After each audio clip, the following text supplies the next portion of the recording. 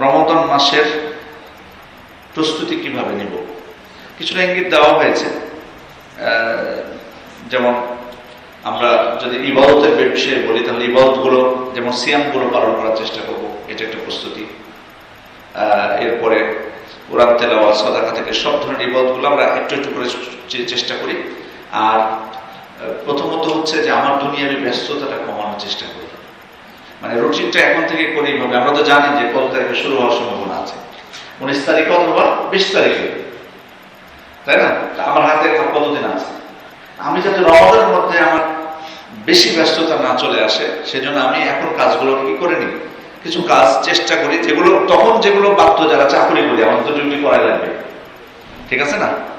সেটা তার এখন করে নিতে আমরা পারবো না, তখন তো করাই লাগবে। কিন্তু যদি আমার অন্যান্য কিছু কাজ থাকে, যেমন আমি বলি যে ঈদের সময় মানে ভালো ইমানদার দিনী ভাইয়েরা ওরা দেখি যে মার্কেটের বিষয়টা ধরেন, ঈদের বাজারের বিষয়টা আপনারা রমজানে করেন আবার শেষ দশকে, আমরা কেন এটা করবো? আমরা তো গুরুত্ব বুঝি রমজান মাসে।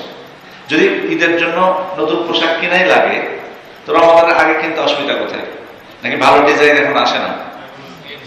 এটা না না না না এটা ভুল কথা। সব ব্যবসায়িকরা যারা ওরা কিনে ফেলছে সব, তা আসে না কে বলছে? তো এই যে এরকম কিছু ব্যাপার আছে, অথবা আপনার কোনো কাজ আছে যেটা আপনি রমাদানে করতে বাধ্য না, আগে করে নিতে পারেন অথবা পরে, সেই কাজগুলো আপনি করে ফেলি যাতে রমাদানটা কি হয়, যতটুকু আমি খালি থাকতে পারি। দিনের বেলায় রাতের বেলা, দিনের বেলায় কেমন বেশি কষ্ট হয়ে যাবে আমার জন্য, এই কারণে। এই যে এটা একটা প্রশ্ন, শারীরিক কোনো অসুস্থতা আপনি এখন অনুভব করছেন, আল্লাহ সেবাদাতা, তার কাছে চাইবো, কিন্তু একটু ডাক্তারের চিকিৎসা করে সুস্থ হয়ে যাওয়ার চেষ্টা করি।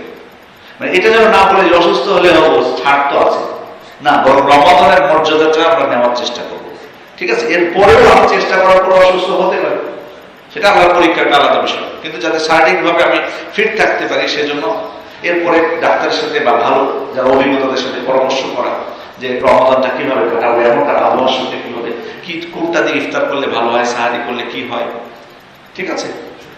রুটিনটা সাজানোর চেষ্টা করবেন, সারাদিনের কিভাবে আমরা সাজাতে পারি, ইবাদতগুলো কিভাবে করতে পারি।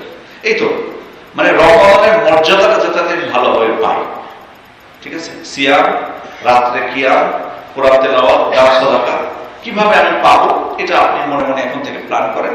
যদি কারো পরামর্শ নেওয়ার প্রয়োজন হয় নেবেন, কোনো ফতোয়া জানার প্রয়োজন হলে নেবেন, যেমন নিয়েছেন।